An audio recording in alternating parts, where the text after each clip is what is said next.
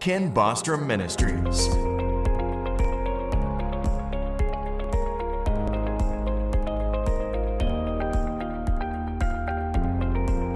Beginning January 2018, Bostrom Ministries engaged in a whole new assignment by entering the airwaves of the world.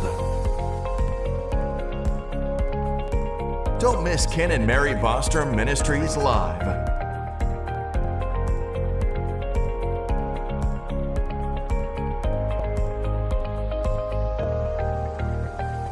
Bostrom Ministries. Now reaching 195 nations through television and shortwave radio. We have been given a mandate to reach the lost, teach the found, and preach the word by changing lives with the word of God to become united in his purpose. Bostrom Ministries. Back to part 2 of God's prophetic signpost. God is the original GPS. That is not something man-made. God gives us global positioning from his throne and from his word. He gives us an understanding of the times and the seasons. And does God still speak to us? Yes, he does. His sheep hear his voice, and no other voice do they hear. And so if you're not hearing the voice of God, maybe you need to ask Jesus to come into your life. I don't even mean maybe, I mean invite Jesus to come into your life. He is the good shepherd, and he will take good care of you and make sure that you are not led astray. He will speak to you. He would, my mother, when she was cooking or in the kitchen, she loved to be in the kitchen. She was a great cook. And she would whisper, and he walks with me, and he talks with me, and he tells me I am his own. She would whistle that song. My mother loved to whistle. So let's get back to our message. You're going to have to go to part 1. If you missed us on kbntv.tv, go back to part 1. It's number 1, episode 199. And this is episode 200, so I should have some fireworks or balloons, but it's just a mile marker for us, 200. And we were excited. We thank Joshua Mitchell and Kingdom Broadcasting Network for inviting us to be on their network and for being part. He's doing an excellent job. We give thanks to him and to God for directing us here. Now, when you have a GPS and it directs you to the next position, it doesn't mean you're at your destination yet. That's just your next position, and then you may need to take another course. You may need to take a different. You may need to take a turn. You may go in from one highway to the next highway, and so it's just a marker onto your destination. Well, that's the way God's prophetic signposts are. And you know what? And just like a GPS is a global positioning system from satellites, they tell you from heaven, and it speaks down to earth and tells you where to turn and how far you have and what lane to get into. God does the same thing.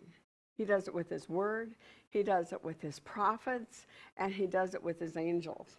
Now, one of the things is Jesus spoke about there will be fearful sights and great signs from heaven. Those can be in the fixed stars or the wandering stars. And, Daniel 6:20. 26 through 27, Joel 2:31, Isaiah 34, 2 through 5, all talk about heavenly signs. My comment to you is look up and watch the heavenly signs. They're exciting. One of the signs that people were watching in 2014, 2015 were the blood moons that were going to be happening on Passover and Tabernacles 2 years in a row. Now that happened in 1493 when Columbus sailed the ocean blue in 1492. Right after that, when this was the first nation ever founded for religious freedom, and that really, we are the only nation that is founded to worship Jesus. Really, that's the truth. And this nation has been used for to spread the gospel all over the world. That was also a time that the Jews were kicked out of Spain by Queen Isabella and King Ferdinand. That it was on the 9th of Av on the Jewish calendar, the same year that the temple was destroyed. Both temples were destroyed on that day. It's the worst time in the whole calendar year is the 9th of Av. It's called Tisha B'Av. It's one of the fast days that you find in Zechariah. They decided to kick out all the Jews out of Spain, and they killed many of them that had left on boats. In fact, Columbus had written in his diary that the last boatload of Jews was waiting beside him. They were waiting for the tide to go out. And it was many of those that went on ships, the sailors would split them open to see if they had swallowed any coins or any jewels. And they killed them just to try to find if they had anything with them. The next time there was back-to-back blood moons was in 1949 and 1950. Those 2 years, and that was during the time of the War of Independence. Israel had just become a nation, and so that was 50 years ago or 70 years ago that happened. The War of Independence, and then the next time was 2014, 2015, and a lot of people. I had a lot of pastors call me up and say, Mary, does this mean that Jesus is coming in 2014, 2015? I said, no. I emphatically, I said, no. And they said, well, how can you be so sure?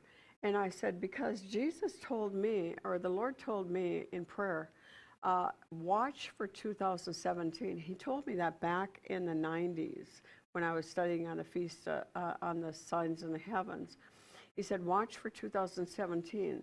Well, that meant I was not going to die before 2017. It also meant that Jesus was not going to come before 2017. And so that was a sign that we're getting closer. That was just a huge sign to wake us up to watch, for your redemption is drawing nigh. There's some prophetic signs in the heavens. Noah and the flood. This was Hale-Bopp. And then after the flood, there was a rainbow. You know, Hale-Bopp, that happened again, I believe it was 1994. But they said this was what was called the Noatic flood comet. Now, comets were major signs. In my study, I have a whole 3-ring binder of the signs of the heavens with all the CDs and everything. And I have a timeline at the very end of everything, signs in the heavens that have happened since creation that have happened to announce something. And that was one of them. Moses, 3 years before Jupiter and Saturn in conjunction with constellation of Pisces. Now, that does not mean anything to you, I'm sure. But what Josephus writes that the following Jewish antiquities about when Abram went to Egypt. Now, when Abraham went to Egypt,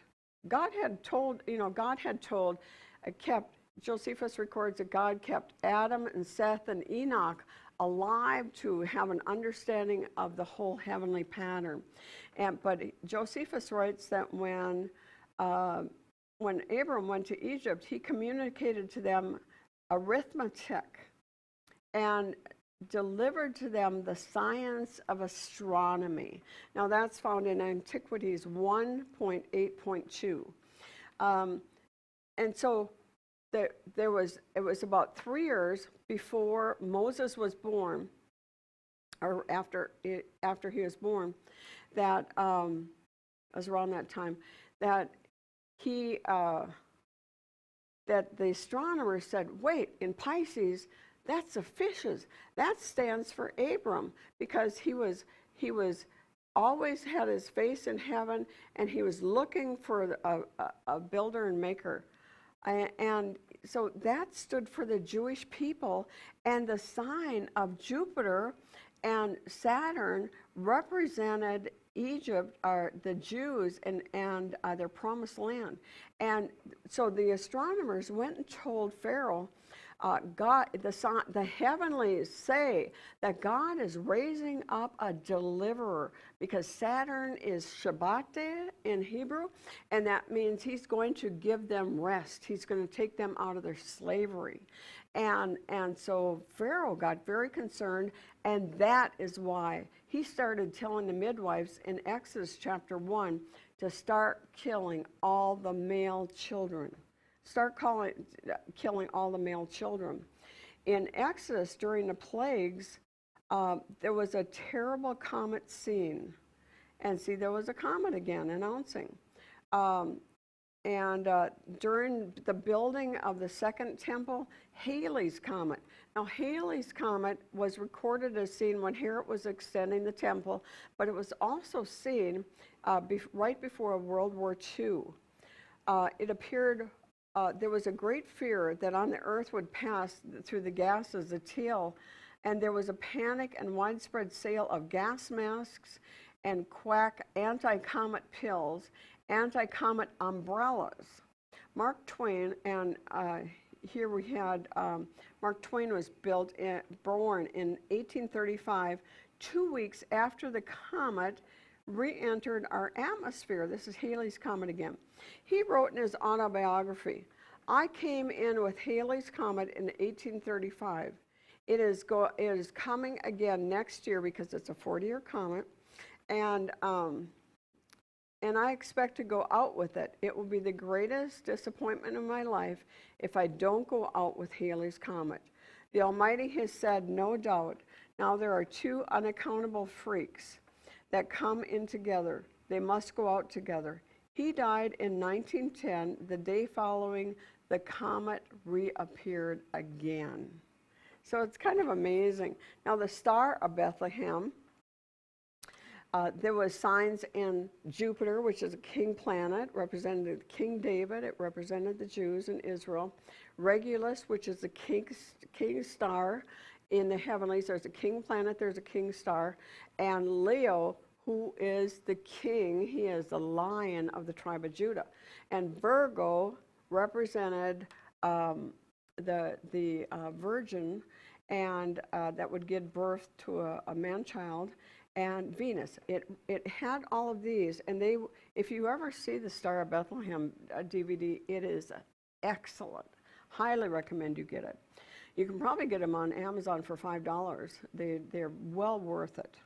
And Josephus records a blood moon when Herod died at 1 BC.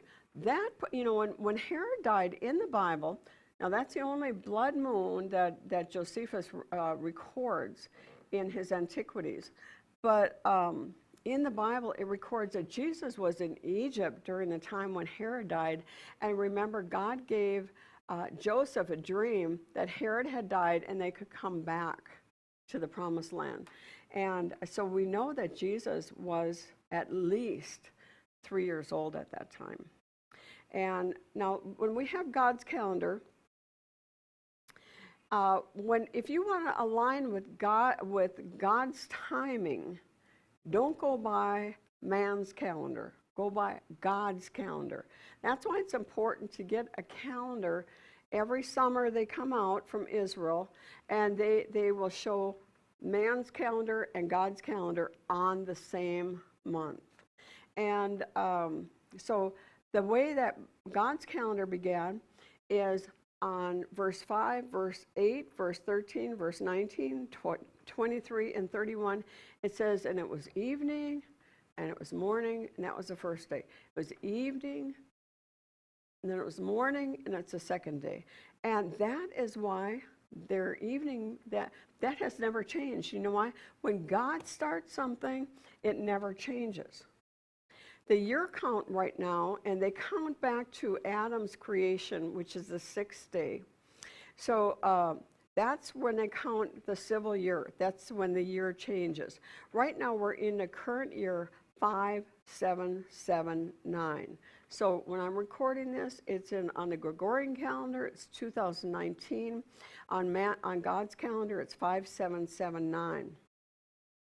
Now, I found something really interesting because, if you watch me any at all, I love teaching on the signs in the heavens.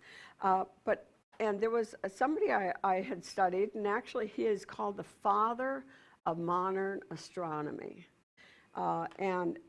He wrote 2024, which is 5 years from now, is year 6,000 since creation. He pinpointed, and Johannes Kepler of Germany, who was the founder of modern astronomy, he pinpointed 3977 BC as a year of creation. Since there is no year zero, 2024 will be exactly year 6,000 since creation if his biblical calculation is correct. And so this is God's calendar. And so 6,000, remember 2 Peter 3:8, it says a day is as 1,000 years and 1,000 years as a day. And if we go back to the original week of creation, 6 years was Adam's work week, and then on the seventh day is rest. That means we are close to the end. We are very close to the end. Whether Kepler is right or not, you know what? We're supposed to watch and pray. We're not supposed to speculate. But there's things I keep my eyes and my ears open from. I tell you, this morning I was listening to a pastor from Melbourne, Australia. You probably have heard of him, Steve Cicolante, and it's a hard name to say, Cicolante. I'm trying to keep, but I tell you, I learn more from him. It's like, oh my goodness, God has just downloaded into him. Well, let me get back into this. Let's look at the difference between the Hebrew calendar, which is, it's not the Hebrew calendar. It's they were the people that were given the mandate to keep God's calendar accurate. And then the other calendar is Gregorian. Now, it's Gregorian because it was changed from Julius Caesar. It started in Egypt. Then Julius Caesar made some changes in it. Then Pope Gregory made some changes so that they could decide when Easter was going to be every year, because they called it Easter after Ishtar. They didn't call it Passover or Resurrection Sunday. They called it, anyway, I'm not going to get into that. But let's look at the difference between the two. Now, God's calendar is lunar and solar because it goes all the way back to Genesis 1:14, where it says it's going to be signs in the sun and the moon. Lunar is moon, solar is sun. Now, Gregorian calendar is only sun, only solar. Muslim calendar is only lunar. And so on God's calendar, there's 360 days a year.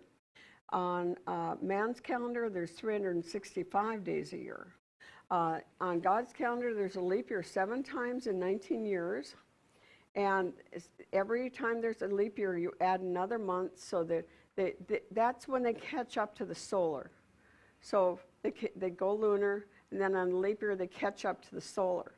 And then on the leap year, they add 1 day every 4 years. And you can always tell when it's going to be, because there's always going to be a presidential election on man's calendar on a leap year.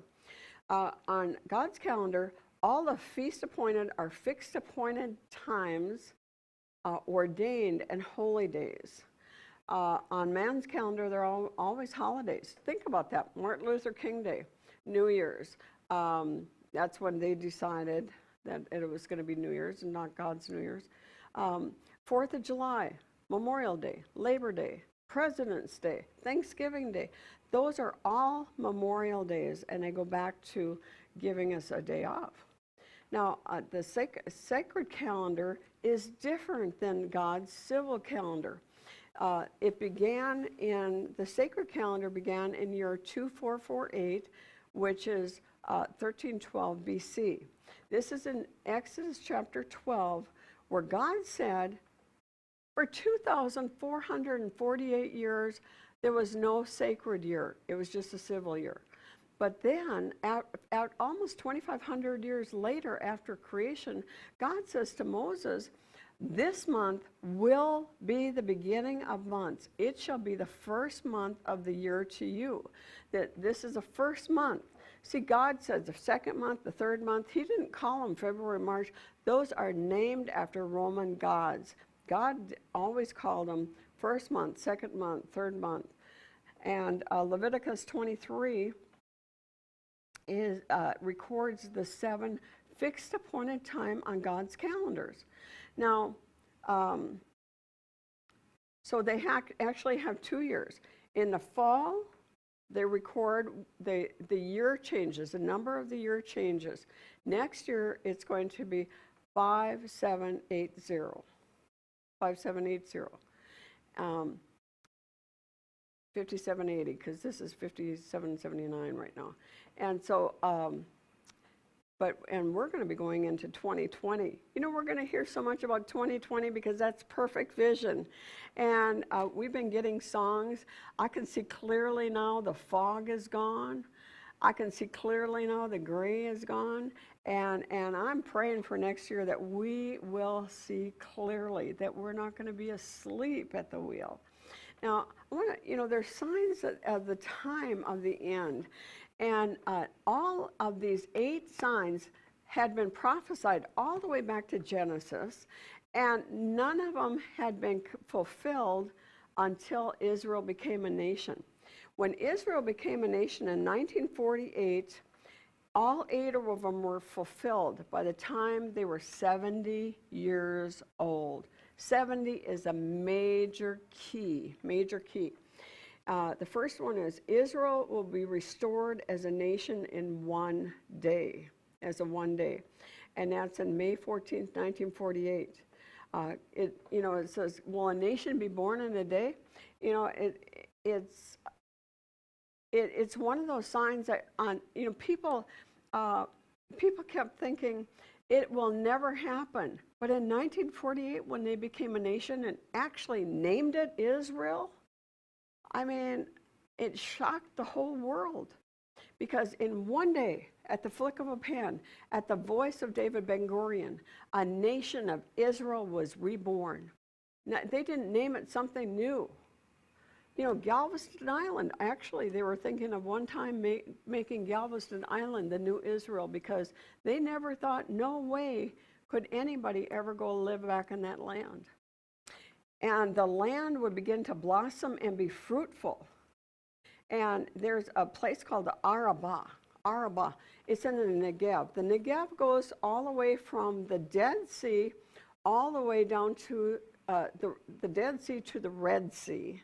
And it's uninhabitable back before 1948. It was absolutely nothing could grow there. Nothing. It was just rocks and sand and dust, a lot of dust.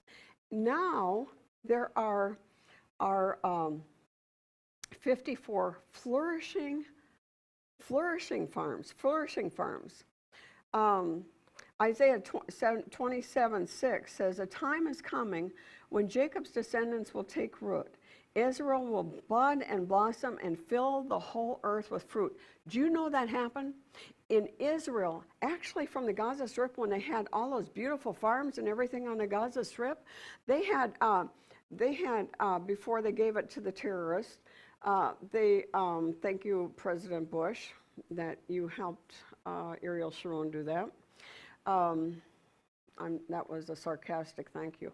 Anyway, they furnished all of Europe with flowers and fruit. There was people that would be saying, well, beautiful fruit in Russia, and they said it came from Israel.